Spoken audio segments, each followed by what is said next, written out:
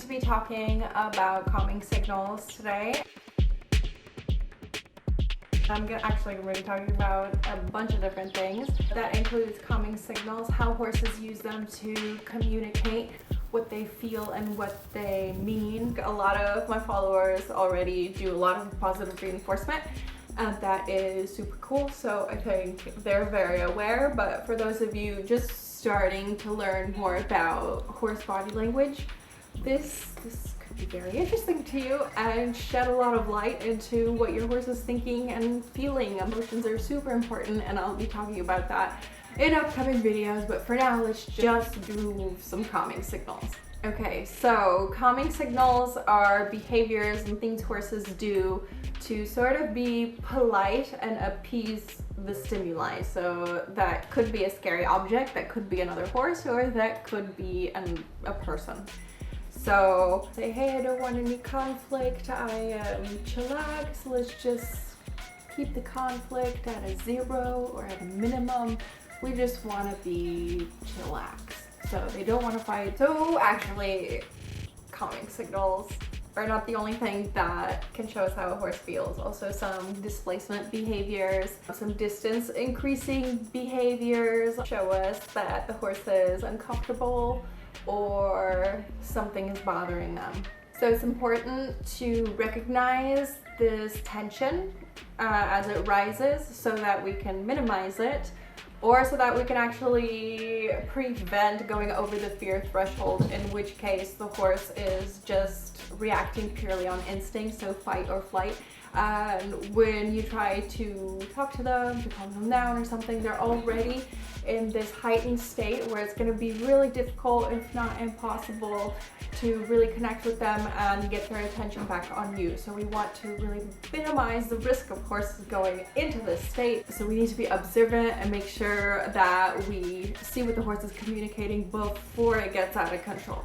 Speaking about tension in the horse and how tension levels increase as the horse becomes in a more frightened, heightened state, I also want to mention that this tension in their body and in their muscles restricts their movement. So maybe that's something obvious, like duh, but maybe it's something you've never really thought about. So for example, when you're riding and you're sort of forcing a horse, that's what you could call it, jerking on the reins, on the bit, pulling, using leverage reins to put the horse's head into position. And this is the horse in a frame, but it's not, because the horse is actually just forcing their neck this way and not engaging their hind end, but that's something for another time. But anyway, this is too much information, and I don't know how to share everything with you. Organized. I'm not really that great at organized, and I go on little tangents and stuff. So going back to the tension thing, horses can cover up their tension in their bodies because that's one of their instincts. Horses in the wild, if they show that they were limping or in pain, then they would be the perfect prey. So they try to really hide their pain, and sometimes you don't even really see it in the horse. The horse does not express that, so that's a coping mechanism. So if you are training a horse with whatever method you use, and the horse is not able to perform at that level, or the horse's behavior is not stopping, then there could be an underlying pain factor to this. So the tension in the horse's body, or the pain, or wherever that issue is causing the horse to react that way. So the horse is not being, again, stubborn or bossy. So I have a personal example to share with you guys, having to do with Roxy in winter, where she was showing me signals to indicate that something is wrong, or she's uncomfortable, upset, or in pain or something. And it took me a few minutes to figure out, but I was able to figure out what was causing her discomfort. So it's really interesting, because I think way back when I was just doing classical riding, I would have reacted to Roxy way differently than I reacted. I think this was like 2 years ago. So basically, I was riding her in the arena, bareback and bitless, and she didn't want to go forward. It was winter, lots of snow. we were walking around, practicing some neck rope. Even with the halter on, I just used the neck rope. We practiced that, left, right, circle, stop, back, all that good stuff. And she was great at the walk. Nice, energetic walk. Sometimes people think draft horses are, quote, lazy, but I disagree with that completely. But yeah, so she had a lot of energy and it was good. It was going well. So I asked her to trot. She took like 2 steps and then she stopped. And I was just like, she usually goes forward. She's usually really willing to canter, to go. We've even done some cavalettes, and like, she's really a forward going shyer. Excited to do her job, to work, to be with me, to earn treats, to just have a good time and do some exercise. And she didn't want to go. So I asked her again. I asked her just a little stronger with my leg. And she trotted a few steps, so that she stopped. She started turning her head and like looking at my feet and sniffing them. And I was just like, oh, that's weird. So I got off and I checked her girth. I had a bareback pad. Maybe it was like pinching her. There was like hay or something. And I couldn't find anything. Nothing. It was good. I tried to go again. I got back on her. Again, like, she didn't even want to walk now. She was just like standing there and pawing. And I was like, this is so unlike her. So yeah, like a decade ago, I probably would have taken a whip and like tapped her with it and asked her to go forward, be the boss, and, you know, make her do what I want, when I want, which is right now. I want to trot. But I didn't. I thought, this is really not Roxy. Something's wrong. So I got off again and I checked her hooves and checked one hoof, good. Back hooves, good. And then I checked the hoof that she was pawing with. There was like this huge snow, like it was like literally half a soccer ball just like on her hoof. So can you imagine her trying to trot with me on her back with this ice ball on her hoof? How unbalanced she must be, how that must affect her shoulder and her whole body. So she was like yelling at me like, do something. And it was just like an epic moment where I was just like, yes, my horses communicate, I just need to listen. So once I got that out, we could trot and do all that good stuff, and it was amazing. Just goes to show how important it is to listen to your horse and not just force them through something or make them go through it. Although some people train that way, that's their way. Okay, I do it a little differently, and I think that my relationship with my horses benefits from me trying to listen to them and being really in tune with their little movements, signals, and everything. And I feel like I can tell so much from my horses by just observing them, watching them, their subtle movements. So I'm really excited to share more information on this topic so that you can see and get to know your horse a little better. Some calming signals include chewing, licking the lips, eyes half closed, blinking a little bit more, looking sleepy, going forward. Also can be showing the hindquarters, splitting, also neck turns, turning away, and then looking back at you. Yawning. Yawning is a big one. Maybe your horse is just tired though, so you have to read the situation. Maybe showing their flanks to you, showing that they don't really want to engage. So they see you coming and they're like, they turn their body and show you either their flanks or their hindquarters. If they show you their hindquarters, that means they really don't want to engage with you. They might also shake their head, shake their neck, or shake their entire body. So that releases the tension caused by some sort of stress factor that induced that. So when the stress does not decrease, then the horse can exhibit some displacement behaviors. So for example, they might start rubbing their head on their leg, maybe excessively, or they might start biting themselves or biting their knees, or they need to do this sort of behavior so that they can focus their attention on doing that behavior and doing that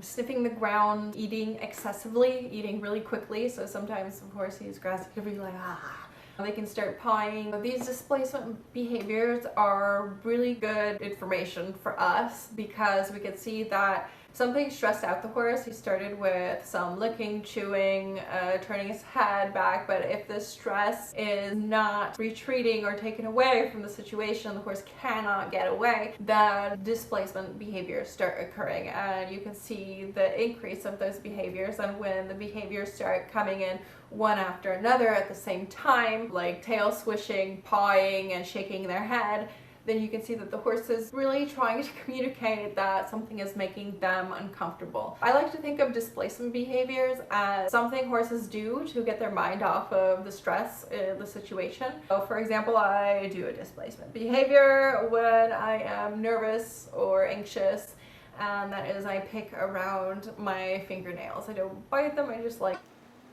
to pick at them. So in a stressful situation, by picking at my fingers, it's sort of a coping mechanism, like, oh, there, to myself, to help me manage the stress levels and stay calm in the situation. So I like to think of that as what my horses are doing when it gets to be very stressful. When a horse is pawing, it's like they feel like they can't get away. Oh, hello, kitty. This is Leela. Okay, so yeah, when a horse is pawing in the cross ties, the horse can't get away physically. Something is bothering them, either the fact that they know a saddle is coming and the saddle hurts their back, and they know it's coming because every time they're in the cross ties, the saddle comes. And then after the saddle comes and a rider comes, they're forced into this headset, which is really uncomfortable and strains their back. Like, they want to run away, but they can't, so they're just going to paw in place so that their body sort of does the action of getting away. So when a horse can't get out of the situation and they're still in this very uncomfortable, scary place and they can't cope with it, then horses can escalate their behavior, start showing the whites of their eyes, their nostrils become rounder, there's tension in their muzzle and around their eyes, be fidgeting a lot more, they might be moving from side to side, walking here, walking there, their tail can be wing, Arabian stallion style, eat really fast. That could show stress or actually not eating at all. For example, if you're taking your horse on a walk and then they hear something and they're in this like state like, should I run away or is it okay or not? They're at their like fear threshold, and you might try, which is what something I've tried, is to pet them and like their head turned towards me to focus on me, and I say good pony. This is my bridge word for positive reinforcement training, and I offer them a treat after this bridge word. But usually if they're in this heightened state, my horses don't want the treat. They don't eat it. They don't want food. They're ready to either run, flight, or fight. So they go back to looking at whatever was a weird noise, a tractor blowing or whatever. They register that this is not going to hunt them down and eat them and rip them to shreds. Then they can go back to putting their attention on me, and then they're willing to have the treat or continue eating grass or continue on our walk.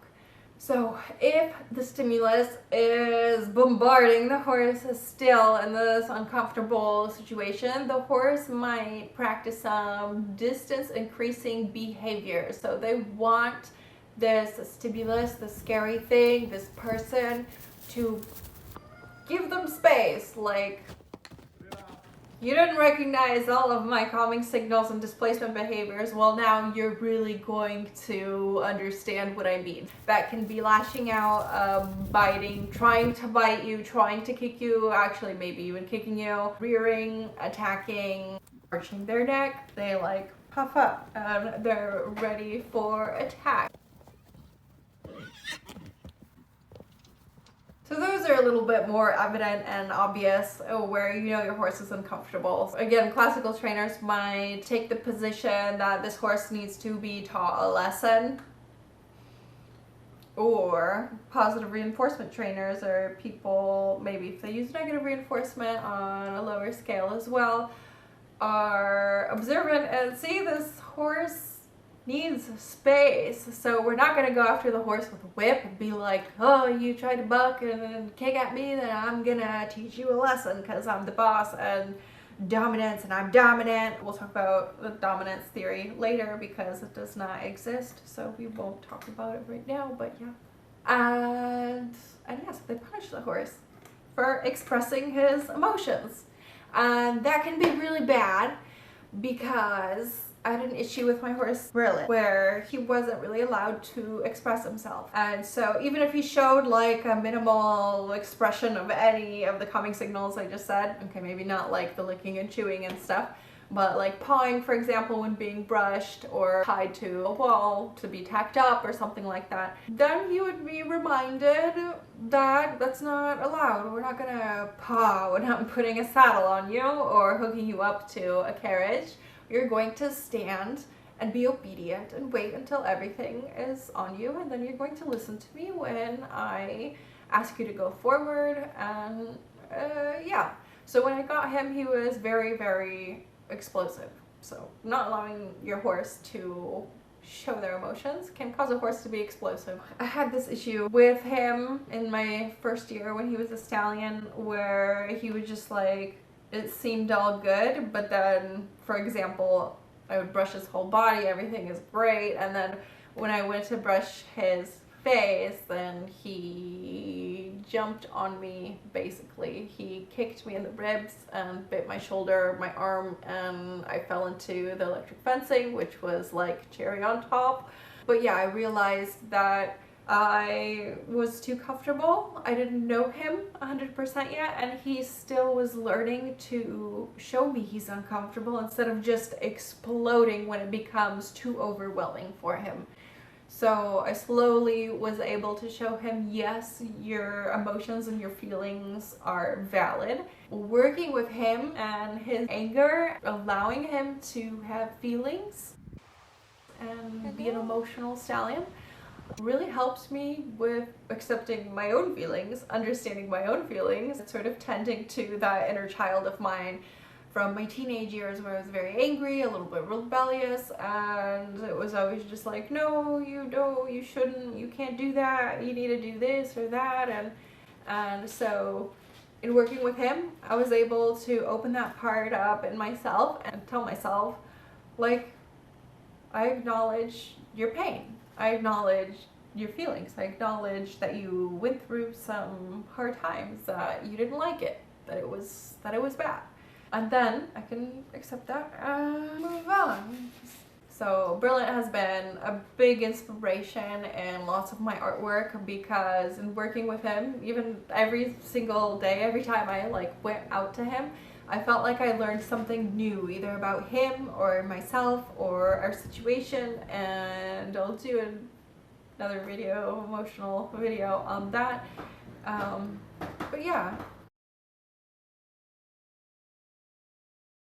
So instead of desensitizing my horses, I would much prefer to make them more sensitive. So I want them to respond to minimal cues, not have them have to go through that overwhelming stress of something scaring them into submission. So for example, instead of flooding my horse with a plastic bag, I might just have my horse out in a field or in a paddock in an open space at liberty, and I can leave this plastic bag maybe under a rock or a bucket or something so that the wind doesn't blow it away. Allow my horse to approach it. So I can put hay nearby, around it, some trees, carrots on top, whatever, and allow my horse to be the one to decide when he goes up to it, not me like, we're going to the scary thing. Is no, we let the horse check it out, maybe go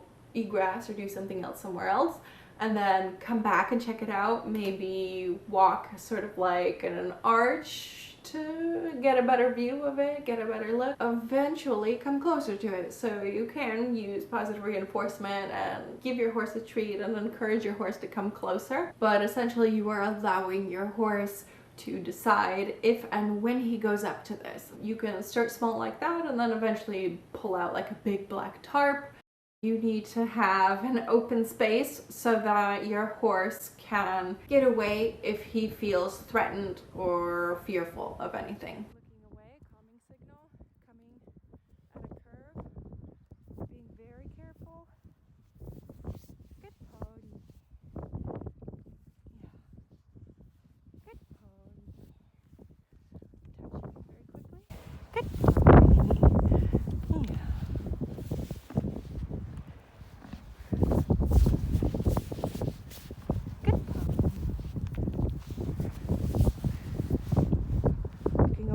Calming signal, but coming back, want to work for treats. Good pony.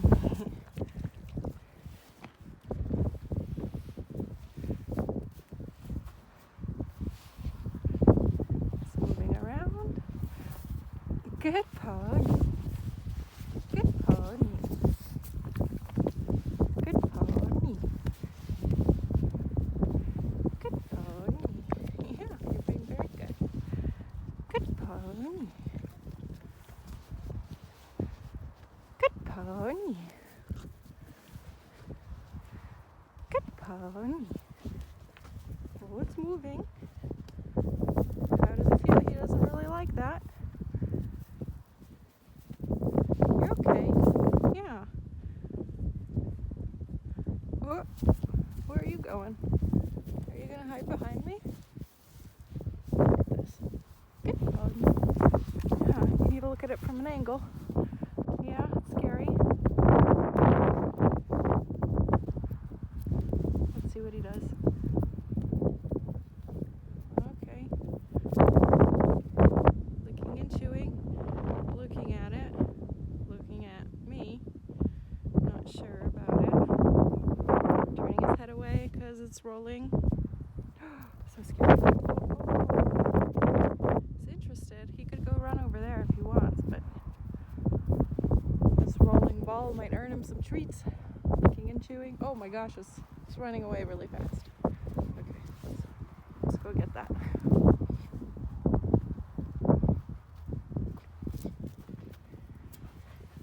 Just gonna come back here.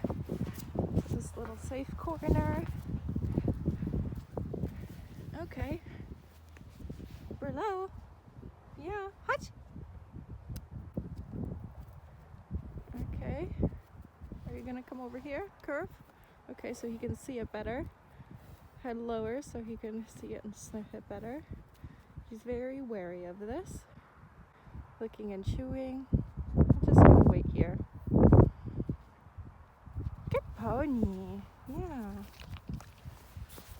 Good pony. Waiting for him to touch it again.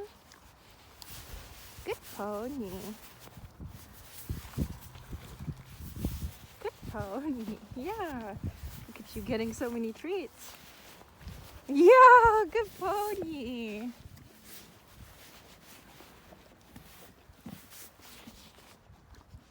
Good pony. Good pony. You're okay.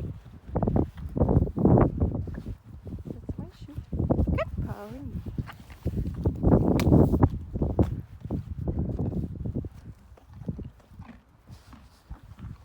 Pony. I asked my horse to come back and let's go somewhere else. So sort of like reverse psychology. So when I asked my horse to leave something he was just curious and looking at, then he's just like, oh my god, well, I want to go see it. And then so when we come back around again, he's even more excited to go check it out. He still might be scared and like eyes wide, but he's a little more hyped up to go check it out and sniff it. Let's go away. Oh, I'm gonna fall. Good pony.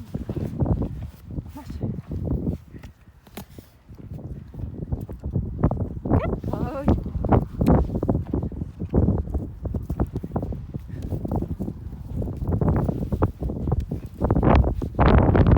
Yeah, we can go chase the ball. We can go over there. Oh, plus incorporating food around an object or treats, then your horse realizes by positive association that scary things might not be so scary. And even if it is scary, we could go check it out and be calm and maybe get some food in the process. So this sort of thing where you have an object out in the field and your horse can go up to it by himself, that's a form of enrichment. So if you're at a barn where having a paddock or turnout or anything like that is not available, you can always take your horse, for example, on the lunge line, make sure there's enough space between you and walk with your horse rather far away from the object, maybe come a little closer. If your horse is scared at it, looks at it, if he wants to go towards it, yes, we could take a few steps. I hope you got some good info. Maybe you knew all this, but it was a good reminder. Maybe you enjoyed my stories. Let me know in the comments and let me know if you agree or have some more input, maybe something I didn't cover fully and you'd like to share that so other people reading the comments can see that and be more informed.